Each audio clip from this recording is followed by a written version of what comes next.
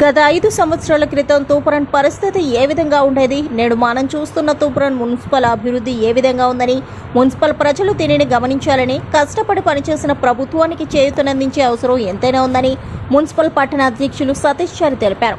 తూప్రాన్ డివిజన్గా రూపుదిద్దుకుని సుందరీకరణలో మేటి అందమైన మున్సిపల్ భవనం, వెజ్ మార్కెట్ సముదాయం, పల్లె ప్రకృతి వనాలచే, హరితహారం మొక్కలచే ఎన్నో అభివృద్ధి పనులను చేసిన ప్రభుత్వం ఏదైనా ఉంది అంటే అది బీఆర్ఎస్ ప్రభుత్వమేనని ఈ సందర్భంగా అభివర్ణించారు. జరుగుతున్న ఈ పార్లమెంటు ఎన్నికల్లో కారు గుర్తుకు మీ అమూల్యమైన ఓటు వేసి ఉన్నత చదువును అభ్యసించిన మేధావి జ్ఞాని వెంకటరామిరెడ్డిని భారీ మెజారిటీతో గెలిపించాలని ఈ సందర్భంగా తెలిపారు.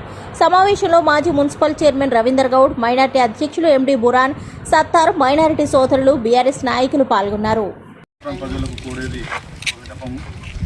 ఒక్కసారి మా తూప్రాన్ మున్సిపల్ ప్రజలు ఒక్కసారి ఆలోచించాల్సిన అవసరం ఉన్నది.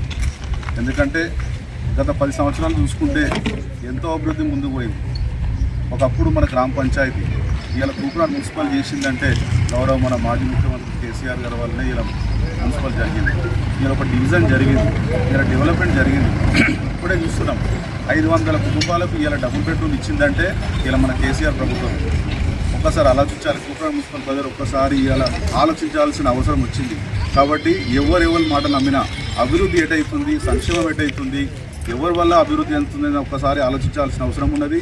ఇలా గౌరవ ముఖ్యమంత్రి మాజీ ముఖ్యమంత్రి గారు ఇలా మంచి వెంకటరామిరెడ్డి ఇలా మంచి ఆయన ఒక మామూలు వ్యక్తి కాదు, ఒక సామూహిక శక్తి. అట్లాంటి వ్యక్తిని ఇలా నియమించిండు. దానివల్ల ఎంతో లబ్ధి ఉండే అవకాశం ఉన్నది.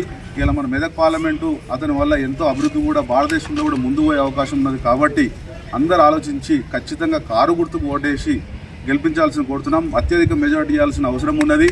మరియు ప్రతి అంశంలో కూడా ఇవాళ 10 సంవత్సరాలు చూసుకుంటే తూప్రాన్ ఎన్నో దశలు ముందుకు పోయిందంటే మాజీ ముఖ్యమంత్రి కేసీఆర్ గారు మన గజ్వేల్ నియోజకవర్గం ఉండబట్టికే.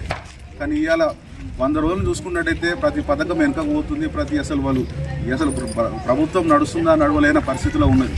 కాబట్టి తూప్రాన్ ప్రజలు ఆలోచించి ఖచ్చితంగా భారీ మెజార్టీ దిశగా తీసుకుపోవాలని కోరుతూ గెలిపించాలని వెంకటరామిరెడ్డిని భారీ మెజార్టీ గెలిపించాలని కోరుతూ జై తెలంగాణ, జై కేసీఆర్.